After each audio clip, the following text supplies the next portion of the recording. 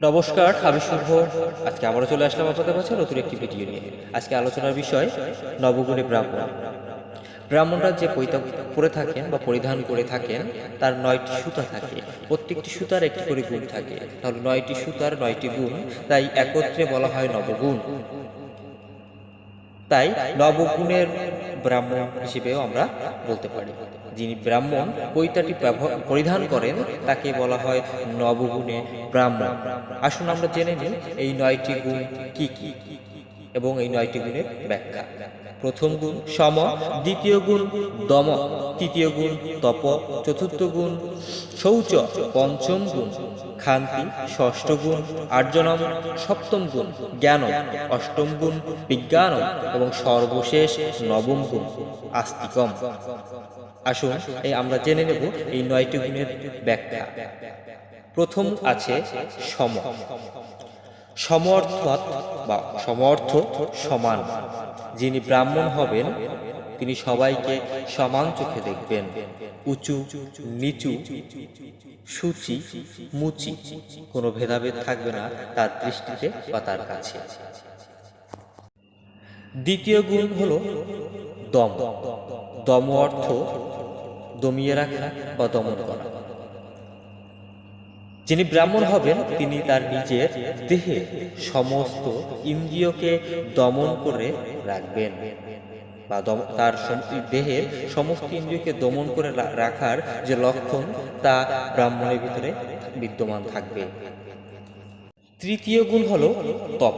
তপ অর্থ তপস্যা করা। ব্রাহ্মণদের মাঝে মাঝে তপস্যায় ভূত হওয়া উচিত, অর্থাৎ মাঝে মধ্যে ধ্যান বা মেডিটেশনের মধ্য দিয়ে ঈশ্বরের সাধনা করা উচিত। চতুর্থ জ্ঞান হলো শৌচ। শৌচ মানে পবিত্রতা। যিনি ব্রাহ্মণ হবেন তার মন এবং দেহকে সর্বদা পবিত্র রাখতে হবে।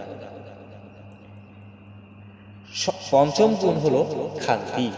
ক্ষান্তি মানে ক্ষমা করা। শাস্ত্রেই বলা আছে ক্ষমাই পরম ধর্ম। যিনি ব্রাহ্মণ হবেন তিনি সবাইকে ক্ষমার দৃষ্টিতে দেখবেন, সবাইকে সমান দৃষ্টিতে, সমান ক্ষমার দৃষ্টিতেই দেখবেন। ষষ্ঠ গুণ আর্জনম। আর্জনমের মানে হলো সরলতা বা ভাব বজায় রাখা। যিনি ব্রাহ্মণ হবেন তার মন হবে সরল, অর্থাৎ একটি শিশুর মন যতটা সরল হয় তদ্রূপ একজন ব্রাহ্মণের মনও সরল হতে হবে। সপ্তম গুণ জ্ঞানম। জ্ঞানের উপরে আরো জ্ঞান, যাকে বলা হয় চৈতন্য জ্ঞান। একজন ব্রাহ্মণকে চৈতন্য জ্ঞানে নিজেকে জ্ঞানী হতে হবে। অষ্টম গুণ বিজ্ঞানম। সর্বশ্রেষ্ঠ বা সর্বোত্তম জ্ঞান, অর্থাৎ শ্রীমদ্ ভাগবত গীতা, ভাগবত, বেদ, পুরাণ এইসব শাস্ত্রের জ্ঞানকে অর্জন করে সমাজকে সুশিক্ষায় শিক্ষিত করতে হবে ব্রাহ্মণকে। সর্বশেষ যে গুণটি রয়েছে বা নবম গুণ, সেটি হলো আস্তিকম। আস্তিকম এই গুণের অর্থ হলো ধর্ম এবং ধর্মের প্রতি যে বিশ্বাস সেটা বজায় রাখা।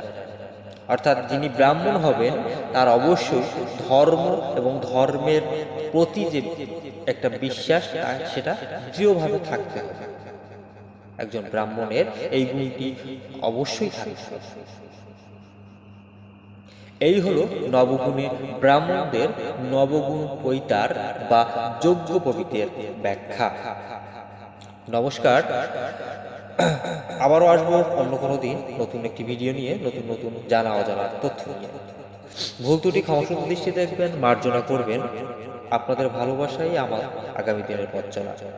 আপনাদের ভালোবাসাই আমি উৎসাহিত হই নতুন নতুন ভিডিও বানাবার। ধন্যবাদ।